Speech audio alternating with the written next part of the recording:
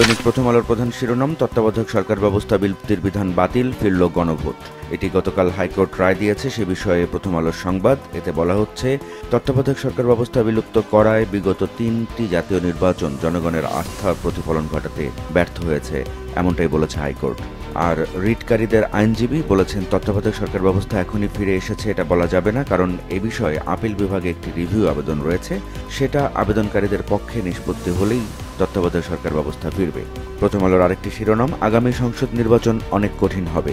এটি গতকাল বিএনপির কর্মশালায় তারেক রহমান বলেছেন যে ষড়যন্ত্রের মাথা পালিয়েছে, কিন্তু লেজ সহ শরীরের অনেকটি অংশ রয়ে গিয়েছে এবং ষড়যন্ত্রের অংশ হিসেবে বিএনপির ভেতরেও এখন অনেক এজেন্ট ঢোকানো হয়েছে বলে তিনি অভিযোগ করেছেন।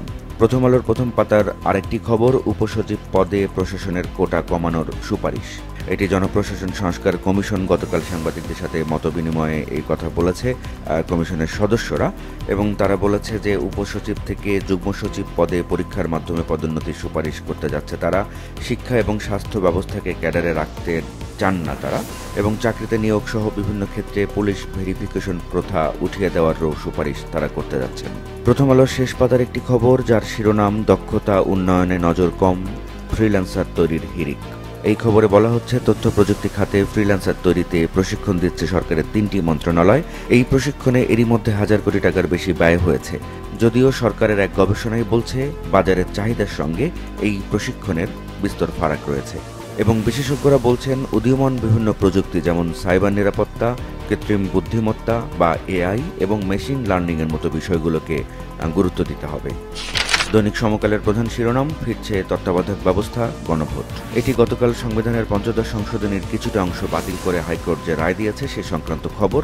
এই খবরে তারা বলেছে যে সংবিধান বহির্ভূতভাবে ক্ষমতা দখলের দণ্ড বাতিল করা হয়েছে, দলীয় সরকারের অধীনে সংসদ নির্বাচনের পথ রুদ্ধ করা হয়েছে, অন্তর্বর্তী সরকার বৈধতা পেয়েছে এবং 5টি বিষয়ে পর্যালোচনা দেওয়া হয়েছে, এবং বাকি অনুচ্ছেদগুলো নিবন্ধিত সংসদের এখতিয়ার বলে রায় দিয়েছে হাইকোর্ট।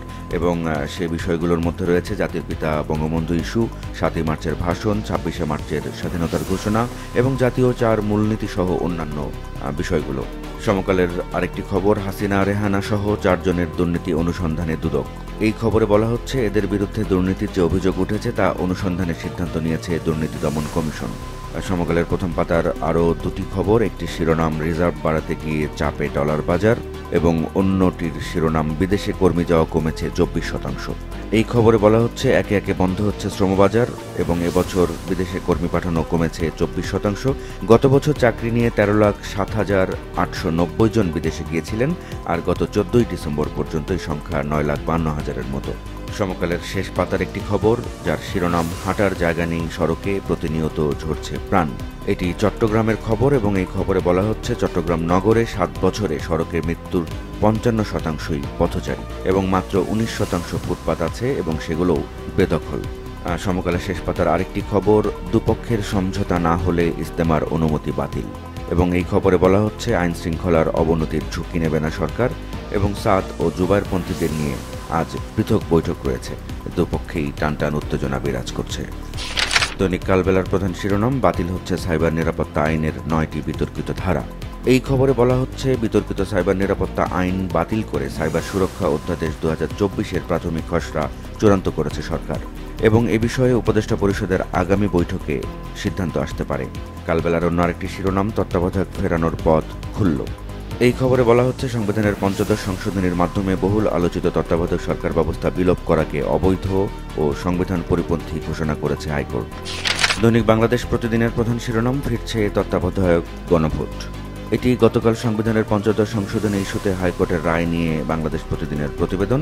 অন্য আরেকটি শিরোনামে বাংলাদেশ প্রতিদিন বলছে, বিএনপি 25 সালেই ভোটে অনড়। এই খবরে বলা হচ্ছে, নেতারা বলছেন, প্রধান উপদেষ্টার ঘোষণায় নির্বাচন নিয়ে জনমনে সংশয় কাটবে না, সুস্পষ্ট রোডম্যাপ দিতে হবে।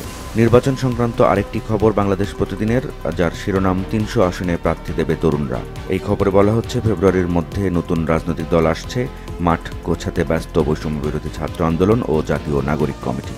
বাংলাদেশ প্রতিদিনের প্রথম পাতার আরেকটি খবর, 9 প্রকল্পে হাসিনা পরিবারের লুট 80,000 কোটি টাকা, এবং এ সংক্রান্ত দুর্নীতির যে অভিযোগ উঠেছে তা অনুসন্ধান শুরু করতে যাচ্ছে দুর্নীতি দমন কমিশন। বাংলাদেশ প্রতিদিনের শেষ পাতার একটি খবর, যার শিরোনাম, কমেছে মাছ মাংস খাওয়া। এই খবরে বলা হচ্ছে, উচ্চ খাদ্য মূল্যস্ফীতির কারণে গ্রাম এলাকায় মানুষের খাদ্যের ধরনে পরিবর্তন এসেছে। দাম বেড়ে যাওয়ায় গ্রামের নিম্ন আয়ের মানুষ মাছ মাংসের মতো প্রোটিন সমৃদ্ধ খাবার খাওয়ার পরিমাণ কমিয়েছে। বাংলাদেশ প্রতিদিনের শেষ পাতার আরেকটি খবর, ব্ল্যাক ট্রায়াঙ্গেল আরাকান আর্মির দখলে। এই খবরে বলা হচ্ছে, বাংলাদেশ ভারত মিয়ানমারের ত্রিদেশীয় দুর্গম পাহাড়ি এলাকা ব্ল্যাক ট্রায়াঙ্গেলে বিদ্রোহী সংগঠন আরাকান আর্মির কর্তৃত্ব প্রতিষ্ঠা হয়েছে এবং আশঙ্কা করা হচ্ছে এতে বাংলাদেশে অবৈধ অস্ত্র ও নিষিদ্ধ মাদক কেন্দ্রিক অপরাধ বৃদ্ধি হতে পারে। দৈনিক যুগান্তরের প্রধান শিরোনাম, তত্ত্বাবধায়ক সরকার ব্যবস্থা পুনর্বহাল। এই খবরে বলা হচ্ছে, হাইকোর্ট গতকাল সংবিধানের ৫৫ সংশোধনীর কিছু অংশ বাতিল করেছে এবং এ বিষয়ে যে রায় দেওয়া হয়েছে তাতে ফের গণভোটের বিধান কার্যকর করা হয়েছে। জাতির পিতার স্বীকৃতি, ৭ই মার্চের ভাষণ, ২৬শে মার্চের স্বাধীনতার ঘোষণা সহ বাকি সব অনুচ্ছেদের বিষয়ে আগামী সংসদের উপর ছেড়ে দিয়েছে আদালত। যুগান্তরের অন্য আরেকটি খবরের শিরোনাম, ওবায়দুল কাদের দেশ ছাড়লেন কিভাবে, ১৫ দিনের মধ্যে ব্যাখ্যা চাইল ট্রাইব্যুনাল। এই খবরে আরও বলা হয়েছে, শেখ হাসিনার বিরুদ্ধে মামলা তদন্ত প্রতিবেদন দাখিলের সময় ২ মাস বাড়ানো হয়েছে এবং গতকাল সাবেক মন্ত্রী, এমপি সহ ১৬ জনকে ট্রাইব্যুনালে হাজির করা হয়। এরপরই ট্রাইব্যুনালে যেসব ইস্যু নিয়ে কথা হয়েছে সেটা নিয়ে এই প্রতিবেদন। যুগান্তরের প্রথম পাতার শেষ দিককার আরেকটি খবর, বিএনপির প্রতি জনসমর্থন অনেকের হিংসার কারণ। এটি ৩ জেলায় কর্মশালায় গতকাল তারেক রহমান বলেছেন, সে বিষয়ে যুগান্তর এই প্রতিবেদনটি ছাপিয়েছে। দৈনিক কালের কণ্ঠের প্রধান শিরোনাম, তত্ত্বাবধায়ক বাতিল, অবৈধ, এলো গণভোট। কালের কণ্ঠের শেষ পাতার একটি খবর, কাজ না পেয়ে ফেরত কর্মী বাড়ছে। এটি বিশ্ব অভিবাসী ও জাতীয় প্রবাসী দিবস উপলক্ষে কালের কণ্ঠের বিশেষ প্রতিবেদন। এই খবরে বলা হচ্ছে যে প্রবাসী কর্মী কতজন ফেরত আসছেন তার সঠিক তথ্য নেই সরকারের কাছে। তবে তৎকালীন আওয়ামী লীগ সরকার ৬ মাসের মধ্যে ফেরত আসা কর্মীদের জন্য একটা বীমা সুবিধা চালু করেছিল। সেই সুবিধার তথ্য যাচাই করে দেখা গেছে গত 2 বছরে বিশ্বের 12টি দেশ থেকে ১,৯২৬ জন প্রবাসী কর্মী দেশে ফেরত এসেছেন, যার মধ্যে চলতি বছর ফেরত এসেছেন ১,২০০ জন। অর্থাৎ গত বছরের তুলনায় চলতি বছর ৩৭% বেশি কর্মী ফিরে এসেছেন। এছাড়া চলতি বছরের জানুয়ারি থেকে জুলাই পর্যন্ত 7 মাসে আউটপাস নিয়ে ফেরত এসেছেন ৪০,৩০৫ জন কর্মী। কালের কণ্ঠের শেষ পাতার আরেকটি খবর, অপ্রয়োজনীয় ও লুটপাটের প্রকল্প বাতিল হচ্ছে। এই খবরে বলা হচ্ছে, পতিত হাসিনা সরকারের নেওয়া প্রকল্পের মধ্যে অপ্রয়োজনীয় ও মন্ত্রী এমপিদের স্বার্থ সংশ্লিষ্ট যেসব প্রকল্প ছিল সেগুলো বাতিলের প্রক্রিয়া শুরু করেছে অন্তর্বর্তী সরকার।